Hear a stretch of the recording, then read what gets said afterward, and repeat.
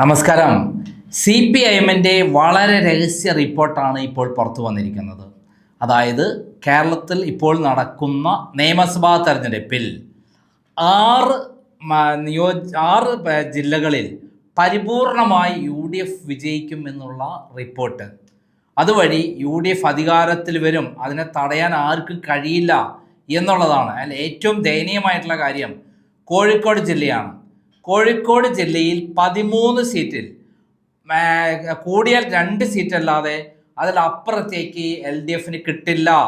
11 സീറ്റും UDF നേടും എന്ന് പറയുന്ന ഏറ്റവും ഞെട്ടിക്കുന്ന വിവരം കൂടിയാണ് അവരുടെ രഹസ്യ റിപ്പോർട്ടിലുള്ളത്. അതായത് കോഴിക്കോട് 13 സീറ്റാണുള്ളത്. അതിൽ 11 സീറ്റും UDF വൻ ഭൂരിപക്ഷത്തിനായിരിക്കും നേടുക. കഴിഞ്ഞ തദ്ദേശ സ്വയംഭരണ തെരഞ്ഞെടുപ്പിൽ 10 സീറ്റുകളിൽ UDF മുന്നേറിയിരുന്നു. 3 സീറ്റിൽ മാത്രമാണ് LDF മുന്നിലുണ്ട്. അതും ബേപ്പൂരിൽ 1300 വോട്ടിൻ്റെയും എലത്തൂരിലും കോഴിക്കോട് സൗത്തിലും മാത്രമാണ് LDFന് മുന്നേറാൻ കഴിഞ്ഞത്.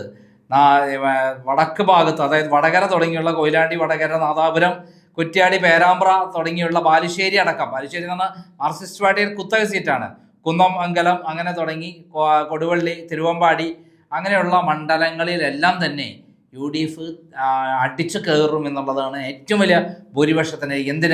ഏറ്റവും ദയനീയമായിട്ട് റിയാസ് തോൽക്കും എന്നുള്ളത് കൂടിയാണ് ബേപ്പൂരിൽ നിന്നുള്ള റിപ്പോർട്ട് എന്നുള്ളതാണ്. 13 നേടാം, ചിലപ്പോൾ 2 സീറ്റ് LDFന് കിട്ടാമെന്നാണ് പറഞ്ഞിരിക്കുന്നത്. ഇതേപോലെ വയനാട്ടിൽ ഇത്തവണ മാനന്തവാടിയിൽ കേളുവേട്ടനടക്കം തോൽക്കും. കേളുവേട്ടൻ എന്ന് പറഞ്ഞാൽ മാനന്തവാടിയിൽ എല്ലാവർക്കും ഇഷ്ടപ്പെട്ട ഒരു സ്ഥാനാർത്ഥിയാണ്. പക്ഷെ ഭരണവിരുദ്ധ വികാരം, പിണറായി വിരുദ്ധ വികാരം ആഞ്ഞടിക്കുകയാണ്.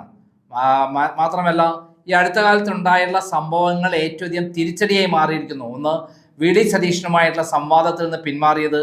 2, പത്രസമ്മേളനത്തിൽ പത്രക്കാരുമായി തട്ടിക്കേറിയത്. മാത്രമല്ല, ഈ അടുത്ത കാലത്തുണ്ടായിട്ടുള്ള മറ്റു സംഭവങ്ങളെല്ലാം തന്നെ UDFന് അനുകൂലമായി മാറിയിരിക്കുന്നു എന്നുള്ളതാണ് സത്യം. മാത്രമല്ല, ഈ മലപ്പുറം ജില്ലയിൽ 16ൽ 16 സീറ്റും UDF കൊണ്ടുപോകും. ചിലപ്പോൾ ഒരു സീറ്റിൽ മാത്രമാണ് ചിലപ്പോൾ അട്ടിമറി വിജയം ഉണ്ടാവാൻ സാധ്യത, LDFന് വിജയം ഉണ്ടാവാൻ സാധ്യത എന്ന് പറയുന്നു. പൊന്നാനി അടക്കം, പൊന്നാനിയിൽ അവിടെ പാർട്ടി എടുത്ത തീരുമാനം വളരെ തെറ്റായിപ്പോയി. പാർട്ടി നിയമിച്ച, ഇപ്പോൾ ഇലക്ഷൻ വെച്ച ആള് തീർത്തും അവിടെ അവിടുത്തെ സാധാരണക്കാർക്ക്, CPMകാർക്ക് താല്പര്യമില്ല. അവിടെ 2 ഗ്രൂപ്പുകൾ തമ്മിൽ ആഞ്ഞടിക്കുകയാണ് CPMൻ്റെ ഉള്ളിൽ എന്നുള്ളതാണ് ഏറ്റവും പ്രധാനം. അതേപോലെ തന്നെ തവന്നൂരിൽ മാത്രമാണ് വിജയിക്കുകയാണെങ്കിൽ, KT ജലീൽ വിജയിക്കാനാണ് ഉണ്ടെങ്കിൽ സാധ്യത. അവിടെയും പരാജയം തന്നെയാണ്. 16 സീറ്റും നേടാനാണ് UDFന് സാധ്യത എന്നാണ്. നിലമ്പൂരിലൊക്കെ കഴിഞ്ഞ തവണ കിട്ടിയേക്കാൾ 3 ഇരട്ടി ഭൂരിപക്ഷത്തിന് ലഭിക്കും, വിജയിക്കും എന്നാണ്. കഴിഞ്ഞ തവണ ആര്യാടൻ ഷൗക്കത്ത് ഉപതെരഞ്ഞെടുപ്പിൽ വിജയിച്ചിരുന്നു. ബാക്കി എല്ലാ സ്ഥലങ്ങളിലും ഒരു സംശയമില്ലാതെ ജയിക്കും എന്നുള്ളതാണ്.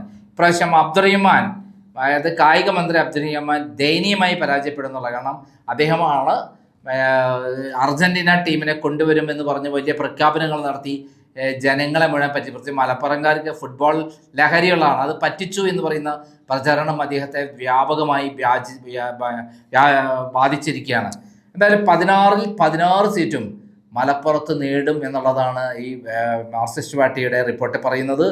ഇതോടൊപ്പം തന്നെ എറണാകുളത്തേക്ക് കടന്നാൽ എറണാകുളത്തെ 14 സീറ്റും UDF നേടുമെന്നും, അതേപോലെ എറണാകുളത്ത് ഒരു സീറ്റ് വൈപ്പിൻ മാത്രമാണ് സംശയത്തിന് നിഴലുള്ളത്.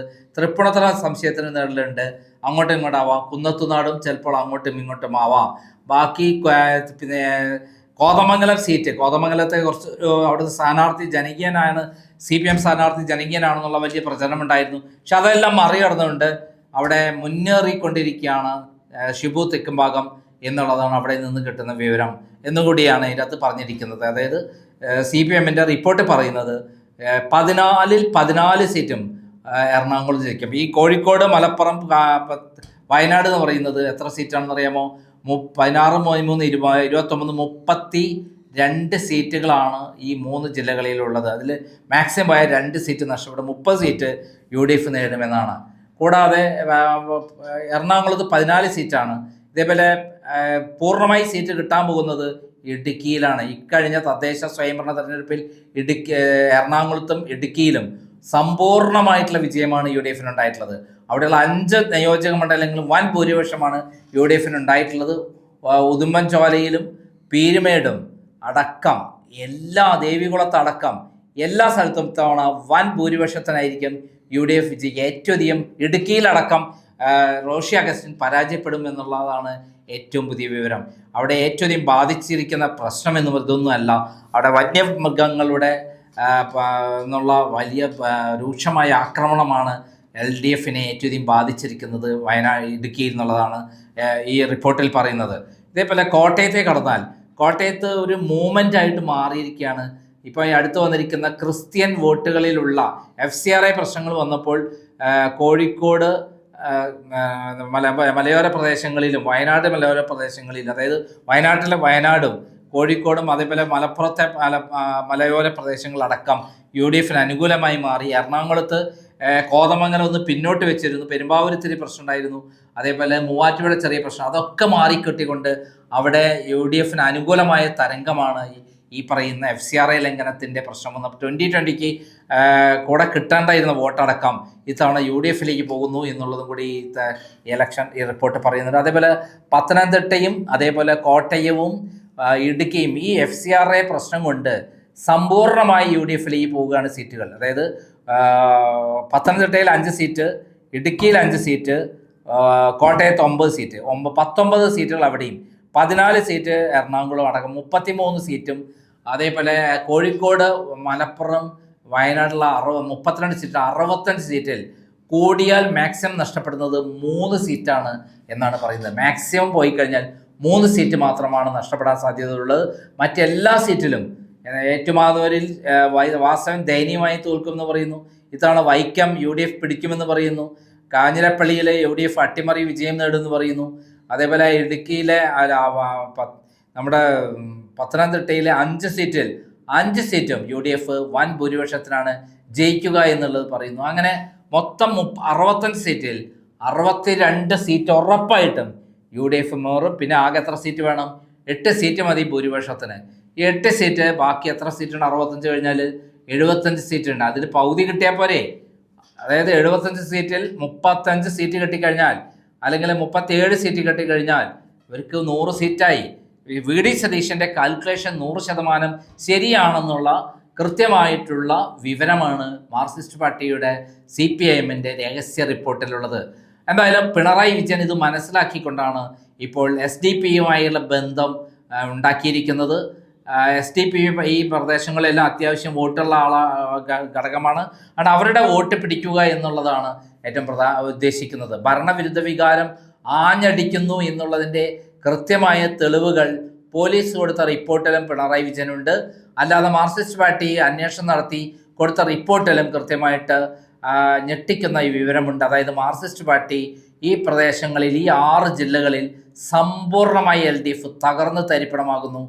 മറ്റു 8 ജില്ലകളിലാണ് LDFനെ കുറച്ചെങ്കിലും പിടിച്ചു നിൽക്കാൻ പറ്റുന്നത് എന്നുള്ള വിവരം. അതായത് VD സതീശൻ പറഞ്ഞ എന്താണ്, 100-ൽ പരം സീറ്റ് കിട്ടുമെന്നാണ്. അത് വെറുതെ പറഞ്ഞ വിസ്മയമല്ല, അത് സത്യസന്ധമായി പറഞ്ഞ വിസ്മയമാണ്. ആ വിസ്മയം പൂർത്തീകരിക്കാൻ പോകുന്നു എന്നുള്ളതിൻ്റെ ഏറ്റവും വലിയ തെളിവാണ് ഇപ്പോൾ വന്നിരിക്കുന്ന രഹസ്യ റിപ്പോർട്ട്. മാർക്സിസ്റ്റ് പാർട്ടിയിൽ ഏറ്റവും അധികം ഉണ്ടാകാൻ പോകുന്ന കാര്യം, പിണറായി വിജയന് എല്ലാ മേഖലകളിലും എതിർപ്പ് പാർട്ടിക്കുള്ളിൽ ശക്തമായിക്കൊണ്ടിരിക്കുന്നു. ഇലക്ഷൻ നടക്കാൻ 4-5 ദിവസം നിൽക്കുമ്പോൾ തീർച്ചയായും അദ്ദേഹത്തിൻ്റെ പാർട്ടിക്കുള്ള എതിർപ്പ് കൂടി വരികയാണെന്നും, അദ്ദേഹത്തിന് ഒറ്റയ്ക്ക് എല്ലാത്തിനും നേരിടുന്ന പരിപാടി എല്ലാ സ്ഥലത്തും തിരിച്ചടി കിട്ടിക്കൊണ്ടിരിക്കുകയാണ്. അദ്ദേഹം പത്രക്കാരെ കാണുന്നത് വലിയ തോതിൽ തിരിച്ചടി ആയിക്കൊണ്ടിരിക്കുകയാണെന്നും ഉള്ള വിവരത്തിൻ്റെ അടിസ്ഥാനത്തിൽ പല സ്ഥലങ്ങളിലും പിണറായി വിജയൻ്റെ ബോർഡ് വെക്കാതെ, പിണറായി വിജയൻ്റെ പോസ്റ്റർ വെക്കാതെ ഇലക്ഷനെ നേരിടുകയാണ് പ്രാദേശികമായിട്ടുള്ള ഓരോ നിയോജകമണ്ഡലത്തിലും CPM സ്ഥാനാർത്ഥികൾ എന്നുള്ളതാണ് ഇപ്പോൾ ഏറ്റവും രസകരമായ കാര്യം. പിണറായി വിജയനെ കാണുന്നത് ചതുർത്ഥിയാണ്, പിണറായി വിജയനെ കാണുന്നത് അറപ്പും വെറുപ്പുമാണ് എന്നുള്ള നിലപാടിലേക്ക് ജനങ്ങൾ മാറി. പ്രത്യേകിച്ചും CPM അണികൾ ഇത് തിരിച്ചറിഞ്ഞിരിക്കുന്നു. അതേപോലെ CPM സ്ഥാനാർത്ഥികൾ ഇത് തിരിച്ചറിഞ്ഞ് പിണറായി വിജയൻ്റെ ഫോട്ടോ വെക്കുന്നില്ല. അതേസമയത്ത് കേരളത്തിൽ എല്ലാ സ്ഥലത്തും ബോർഡ് വെച്ചിരിക്കുന്ന 250 കോടി രൂപ അതിന് ചെലവാക്കിയിട്ടുണ്ട് ഈ ബോർഡ് വെക്കാൻ വേണ്ടി മാത്രം. ആകെ 10-15 ദിവസത്തേക്കാണ് ഈ പൈസ ചെലവാക്കി. അത് ഗവൺമെൻറ് നേരത്തെ വെച്ച ബോർഡിൻ്റെ കണ്ടിന്യൂഷൻ ആയിട്ടാണ് ഇത്തരം ബോർഡുകൾ ആ ഗവൺമെൻറ് ചെലവിൽ വെച്ചിരിക്കുന്നത് എന്നുള്ള കാര്യം കൂടിയാണ് ഇപ്പോൾ പുറത്തു വന്നിരിക്കുന്നത്. എന്തായാലും ഈ ഇലക്ഷനിൽ അട്ടിമറി വിജയം, വൻ വിജയം UDF നേടുമെന്ന് മാർക്സിസ്റ്റ് പാർട്ടിയും അംഗീകരിച്ചിരിക്കുന്നു, പിണറായി വിജയനും അംഗീകരിച്ചിരിക്കുന്നു എന്നുള്ളതിൻ്റെ തെളിവാണ് ഈ മാർക്സിസ്റ്റ് പാർട്ടിക്കാർ തന്നെ അന്വേഷിച്ചുള്ള റിപ്പോർട്ട് എന്ന് വേണമെങ്കിൽ പറയാൻ പറ്റും. നന്ദി, നമസ്കാരം.